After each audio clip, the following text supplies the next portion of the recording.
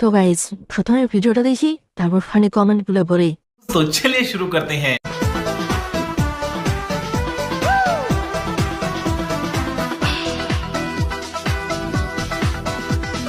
নতুন শাড়ি গয়না গায়ে আলতা রাঙা ও তার পায়ে আস্তাহার গায়ে হলুদ মাখিয়ে বন্ধু যাহে যেন আমার বুকের পথ দিয়ে। ये सब क्या देखना पड़ रहा है? अच्छा है मैं अंधा हूँ।